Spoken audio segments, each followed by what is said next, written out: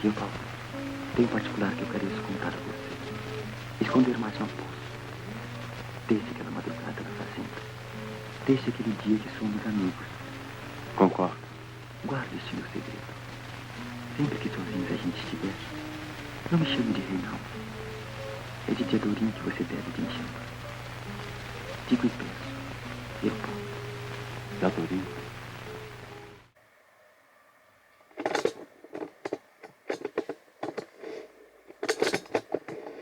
Ça va être difficile de parler de Diadorim parce que je suis plutôt anti-trigger warning spoil, c'est-à-dire que les gens qui disent reprenez la vidéo à 8 minutes 32 parce que sinon vous allez avoir le plaisir de lecture gâchée par telle révélation que je vais faire, bon bref, que je vais vous gâcher le livre en vous disant la fin, ont tendance à considérer que la littérature repose uniquement sur des subterfuges scénaristiques, et donc on aurait une vision un peu réductrice, quoi, et que finalement le spoil, selon moi, n'existerait pas.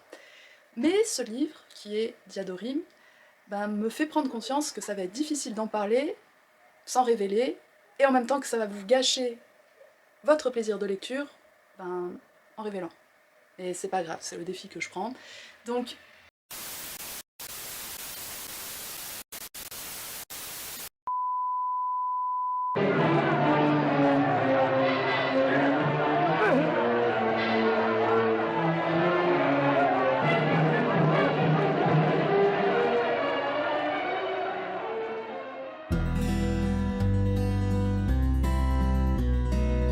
l'histoire de Diadorim débute sur une réflexion sur le diable et ses différentes appellations au Brésil, mais aussi sur l'équilibre ténu entre les forces du mal et celles du bien.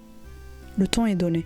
Les forces obscures qui traversent la psyché humaine et les luttes internes de l'homme seront l'un des thèmes principaux du roman. Nous suivons Riobaldo, qui est aussi le narrateur de sa propre histoire lors de son long périple en tant que Jagunços, sorte de cow-boy qu'on peut considérer à la fois comme un chevalier en recherche de justice et d'équité, que comme un brigand qui ripaille, vole et viole les différentes terres qu'il visite. L'ambiguïté de ce statut est très importante dans le livre, puisque Riobaldo, en tant que Jagunço, emblématise les deux faces de l'homme, la tension qui existe en chacun de nous entre l'envie de faire le bien et la tentation du mal. Le Jagunço est sans cesse en mouvement, comme s'il n'avait pas de foyer, mais aussi par extension d'identité. C'est ce qu'on retrouve dans les péripéties. Chacun est capable du pire comme du meilleur, de faire preuve d'une pureté de sentiment et d'héroïsme qui rapprocherait le roman de l'épopée, tout en étant mu par ses bas instincts, l'envie, le désir, la peur. On assiste alors de la part du narrateur à des tentatives d'expliquer et de comprendre comment son intériorité fonctionne, si bien qu'on pourrait aussi parler de roman psychologique par moment. Le roman peut ressembler aux grandes épopées grecques dans ce voyage qui ne semble jamais avoir de destination finale, dans sa structure où les épreuves se succèdent, mais aussi dans les archétypes des personnages. Nous verrons plus longuement avec les femmes du livre. Roman de chevalerie, qui emprunte à la chanson de Roland, roman de voyage comme l'Odyssée d'Homère, la portée humoristique et même parodique de certains passages évoque pourtant le livre qui a donné sa forme au roman moderne, El ingenioso hidalgo Don Quijote de la Mancha. Ouais. On comprend bien que, comme dans le roman de Cervantes, l'histoire de Diadorim permet, à travers son équipée d'hommes plus ou moins bien intentionnés, de parler d'un pays. Dans le cas du Brésil, un pays en proie à la pauvreté, à l'injustice et à l'exploitation de certains au profit d'autres. Le Brésil n'est pas celui qu'on imaginerait de prime abord. C'est une de ces facettes bien précises qu'on retrouve, donc dans le titre original du livre, Grande Sertão Veredas. Le Sertão, c'est l'arrière-pays, ce qu'on pourrait comparer par exemple à l'outback australien. C'est pour cette raison que les hommes de Riobaldo ne s'installent jamais réellement sur une terre. Ils vont d'oasis en oasis, là où la nature est plus clémente. D'ailleurs, on pourrait dire sans trop se tromper que la nature est l'un des personnages les plus importants du récit de Riobaldo. Elle ne sert pas uniquement de décor, bien que nous assistons à des descriptions pittoresques du pays, de la nature encore indomptée, des plantes et de la faune. Mais celle-ci sert surtout à délimiter la place de l'homme dans l'univers. Ainsi, le terme Sertão a un sens bien précis. En effet, d'après l'anthropologue Claude Lévi-Strauss, Mato se rapporte à un caractère objectif du paysage, la brousse, dans son contraste avec la forêt, tandis que Sertão se réfère à un aspect subjectif, le paysage par rapport à l'homme. Il n'est pas rare d'avoir le sentiment lors de la lecture que l'homme n'est qu'un animal parmi les autres, avec des comportements peut-être plus élaborés ou absurdes selon le point de vue, mais qui a les mêmes instincts territoriaux, ou des instincts de reproduction, ou des instincts d'agressivité. Reprenons notre histoire. Riobaldo, qu'on pourrait voir comme le masculin conquérant qui sème sur son chemin au gré du vent, va coucher avec une prostituée au début du roman. Prostituée dont la grand-mère est diseuse de bonne aventure. Diadorim veut tuer la vieille femme, mais fait finalement preuve de miséricorde sous les conseils de Riobaldo. C'est la première fois dans le récit que Diadorim montre une certaine hostilité face au féminin. Le voyage continue, on apprend que Diadorim veut venger un membre de sa famille et Riobaldo accepte de porter ce poids avec lui. Même quand leurs chemins se séparent pendant quelque temps, ils se retrouvent. Leur amitié résiste à l'adversité. En fait, ce qui diffère sensiblement d'un roman comme Don Quichotte, c'est la relation entre les deux personnages principaux. Diadorim et Riobaldo sont dans une relation équitable, équilibrée. L'un n'est pas le serviteur à proprement parler de l'autre, ne sert pas de faire valoir. Le respect existe et il prend même une forme plus ambiguë que chez Cervantes, car il existe, et la plupart des lecteurs le trouveront, une sorte de tension amoureuse ou érotique entre les deux hommes.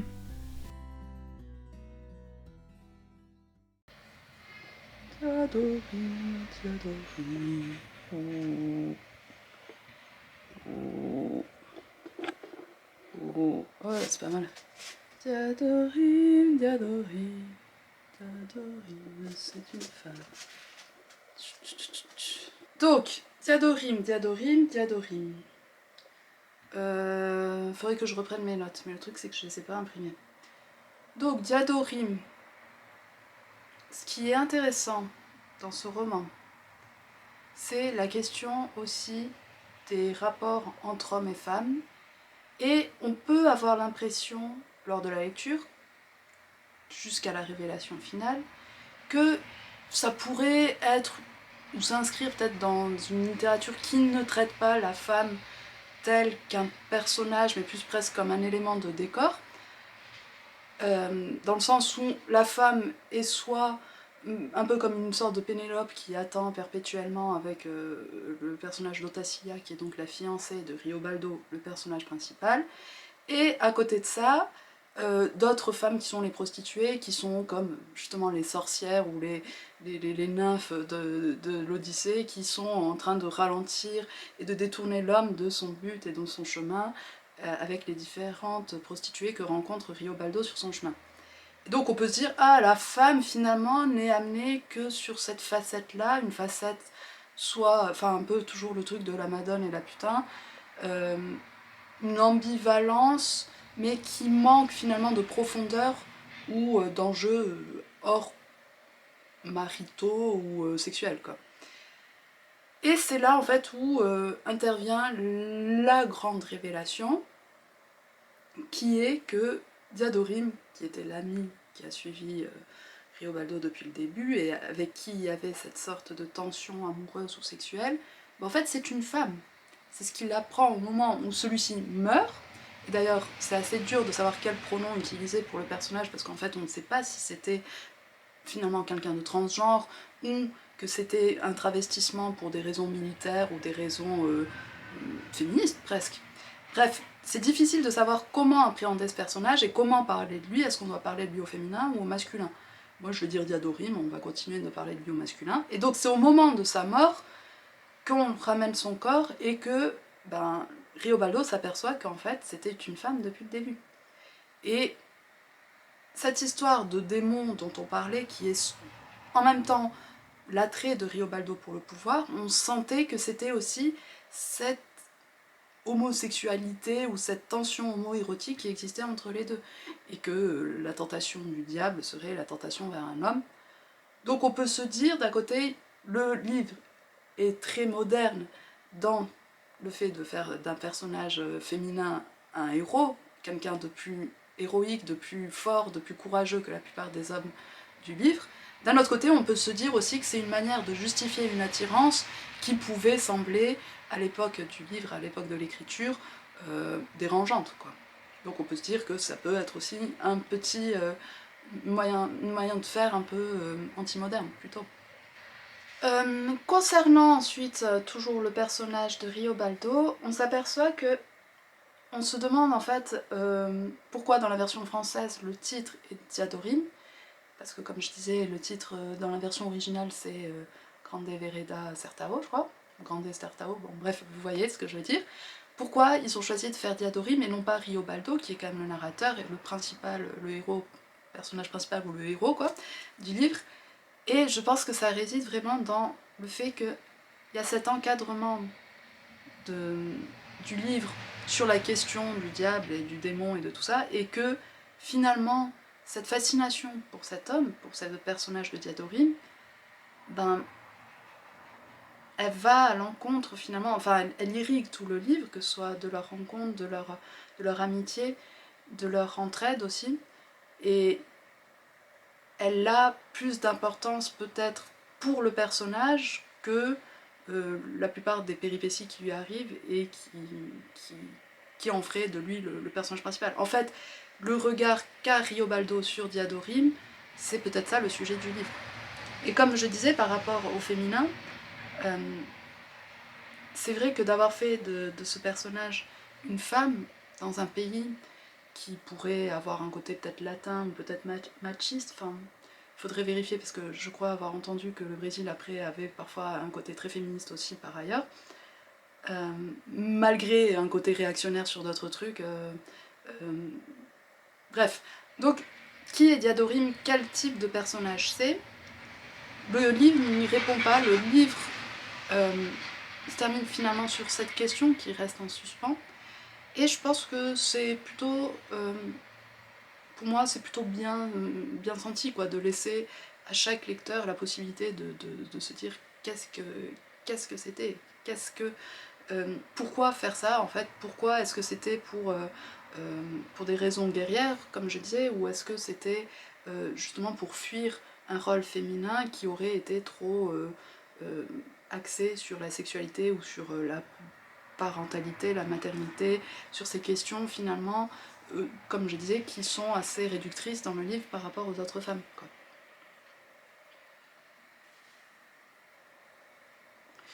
Quand je disais que le livre était un livre du mouvement, c'est parce que je vois vraiment que la littérature du XXe siècle a vraiment ce...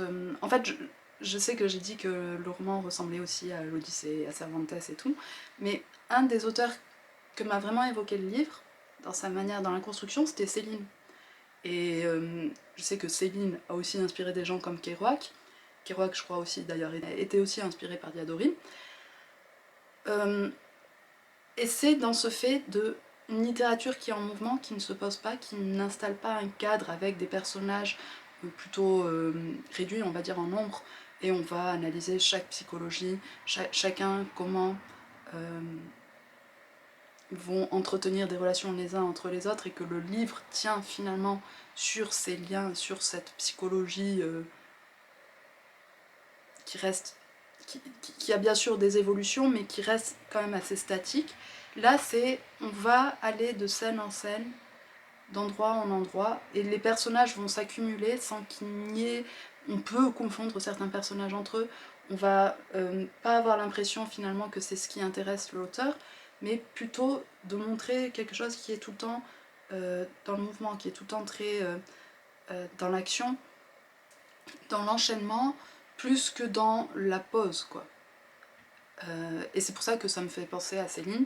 Par ailleurs, l'auteur est aussi médecin comme Céline, et donc on peut voir un rapport au corps, à l'organique, à la finitude peut-être aussi, un peu similaire, un peu réaliste on va dire, en tout cas non romantique. Il n'y a pas l'idéal de la mort héroïque et tout, on voit ce que c'est la mort en temps de guerre, en temps de combat, même si c'est pas vraiment des guerres à proprement parler, mais comme dans Voyage au bout de la nuit, ou comme les derniers de Londres, non pas Londres, d'Angers par exemple, où on voyait vraiment ce que c'est le corps qui est détruit par la guerre et tout, et là c'est un peu la même chose, le côté, la puanteur humaine, la puanteur de ces destins, finalement, qu'est-ce que l'héroïsme symbolise, quel est le coût de l'héroïsme concrètement pour des hommes dans leur chair.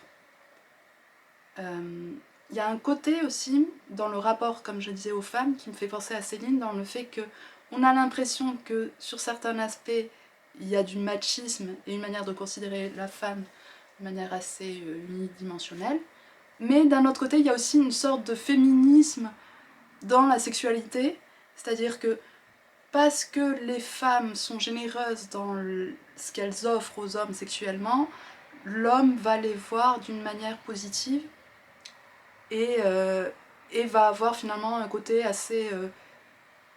je vais pas aller jusqu'à progressiste pour Céline, ce serait peut-être un peu un contresens, mais va avoir un côté assez leste par rapport aux femmes qui font en fait ce qu'elles veulent de leur corps, qui assument, on va dire, on dirait aujourd'hui assumer leur sexualité et tout, mais il y a ce côté, c'est parce que justement eux-mêmes en profitent qu'il y a cet aspect-là, quoi.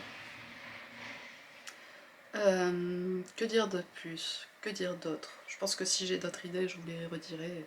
C'est un vlog lecture plus qu'autre chose finalement, quoi. Donc finalement, j'ai pas pris beaucoup plus de notes que ce que je vous ai dit. J'avais fait tout un résumé, je voulais vous le faire d'une manière très narrative comme vous avez pu voir en première partie, sauf que je me suis aperçue que je détestais le montage. Enfin, en fait, c'est pas que je m'en suis aperçue, je m'en suis rappelée, parce que c'est vrai qu'au début de la chaîne, c'était quelque chose que je faisais beaucoup plus. Et en fait, ouais, franchement, non, je ressens une impatience et je fulmine dès que je suis devant mon truc de montage et que ça prend trop de temps. Surtout, je sais que de plus en plus, ça pose problème au niveau de YouTube pour tout ce qui est film, trucs comme ça, pour les droits. Avant, c'était beaucoup plus simple, et dernièrement, quand je vous en avais fait une, je crois que c'était pour Milk Bar de Sylvia Monard, j'avais eu des messages de YouTube qui me disaient que ça posait problème, donc j'avais dû retrafiquer ma vidéo très rapidement, quoi. Et donc, enfin, franchement, je vois des gens le faire, j'ai des modèles dans ce genre de vidéos, par exemple, je sais pas moi, Pas comme Tielman, c'est très bien sur Blast, ou dernièrement j'avais vu la vidéo de Bolchevique, je sais pas comment on dit. Bref, pareil, j'aime beaucoup, mais je me dis que ces gens-là, je pense, ne font pas le montage eux-mêmes, soit délèguent, ou soit ont peut-être beaucoup plus de temps et aiment tellement faire ça que finalement ça se ressent, et moi je vois bien que c'est pas la même chose, quoi. Bref, tout ça pour dire que je vous avais fait un super résumé, que je voulais vous lire et illustrer ça avec des images, et assez rapidement je me suis rendu compte que j'allais manquer d'images, que en plus j'ai un problème pour télécharger les vidéos, de plus en plus mon ordi RAM. Bon bref, je me plains beaucoup, tout ça pour dire je suis désolée de ne pas avoir fait une vidéo sur Diadorim peut-être aussi bien que je l'imaginais dans ma tête. Pour Franzen, je vais essayer de m'y prendre autrement, parce que c'est vrai que je crois que je suis vraiment à l'aise maintenant pour poser ma caméra et vous parler et ne pas... Enfin, ça se sent dans ma voix quand je lis, enfin ça fait quand même rigide et ça me dérange peut-être un peu aussi. Donc dites-moi ce que vous en pensez. Je suis désolée aussi du fait que peut-être que aujourd'hui ça a été un peu plus fastidieux, enfin laborieux on va dire plutôt pour moi que d'habitude. J'espère que ce que je vous ai dit, que les quelques pistes pour réfléchir sur le livre peuvent vous intéresser. La question en fait du livre que je pose en miniature, donc est-ce que c'est le premier roman LGBT, la réponse je crois qu'elle est... on s'en fout en fait. En fait on doit évacuer ce genre de questions quand on parle de littérature. Je crois qu'il faut qu'on fasse vraiment attention à la manière dont on doit parler des livres, de ne pas les réduire à des simples questions actuelles ou uniquement clickbait, quoi. En fait, moi ce que je vois, c'est que souvent des gens, quand ils parlent de littérature classique, essaient à tout prix de faire parfois des ponts avec des sujets de société pour pouvoir mettre justement dans leur miniature des gens qui n'aiment pas ou des trucs comme ça. Je pense par exemple au Hussard, je crois que c'est le genre de procédé qu'il fait. Et finalement, ça réduit énormément le livre. Que ce soit un livre LGBT ou que ça en soit pas un, Diadorim finalement c'est bien plus que ça, quoi. Et je ne crois pas que ça doit... Je crois pas qu'on doit réduire les livres, qu'on doit les... On n'est pas des marketeurs, quoi. On n'est pas là à essayer de pitcher une idée devant des gens pour les convaincre de lire ou de pas lire, quoi. Donc, est-ce que c'est un livre LGBT? On s'en fout.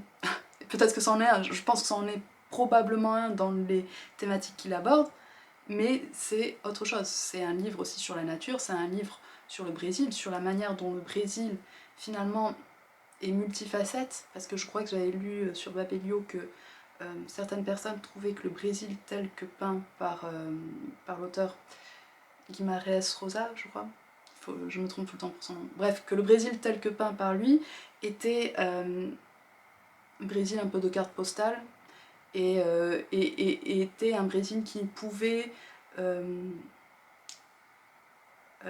qui ne parlait pas justement de tous les peuples qui peuvent exister et que on ressent, comme chez Céline d'ailleurs, dans Diadorim, un certain racisme, ou même un racisme tout court. Dès qu'il est question de personnes noires, on voit que ils sont considérés comme inférieurs, quoi. On le voit dans la manière dont ils sont décrits physiquement. Donc, pourquoi je disais ça? Oui, que donc c'est un livre sur le Brésil, mais avec un certain regard, un regard orienté sur le Brésil. Et avec le regard bien sûr du XXe siècle qui a évolué depuis, et que donc c'est peut-être aussi anachronique de ma part de dire que c'est un livre qui peut avoir une vision raciste, étant donné que la vision de la plupart des gens au XXe siècle était raciste. Voilà, beaucoup de tergiversations et d'alembicage pour vous dire que c'est un livre à lire, que c'est un livre que je vous recommande, que je sais que vous êtes un certain nombre sur la chaîne à aimer Céline, donc vous devriez aimer Diadorim. Et voilà, j'espère que ça vous a donné envie. Je suis désolée d'avoir gâché la surprise. Je vais voir peut-être en post-prod si je peux pas faire des bips ou des trucs comme ça pour que... en même temps, ça nierait ce que je disais, quoi. Mais comme je disais, c'est pas sur ça que repose le livre, finalement. Et peut-être qu'en plus, si vous le savez, vous pourrez voir les indices que je n'ai pas vus et avoir une lecture qui serait similaire à la seconde ou troisième lecture qu'on a d'un livre. Et j'ai remarqué, moi en tant que lectrice en tout cas, que c'était souvent les meilleures lectures. Que le déchiffrage et le défrichage des premières, souvent, pouvaient être laborieux et on a toujours une idée un peu fausse du livre jusqu'à ce qu'on l'ait terminé, jusqu'à ce qu'on soit au point final. Mais une fois qu'il est terminé et une fois qu'on a envie de le reprendre, souvent c'est plus juste, il me semble. Enfin, moi j'ai toujours préféré mes secondes lectures, mes troisièmes lectures, mes cinquièmes lectures aux premières. Je trouve qu'on est beaucoup plus attentif, je crois que c'est le mot. Je vous remercie de m'avoir regardé et je vous dis à très bientôt.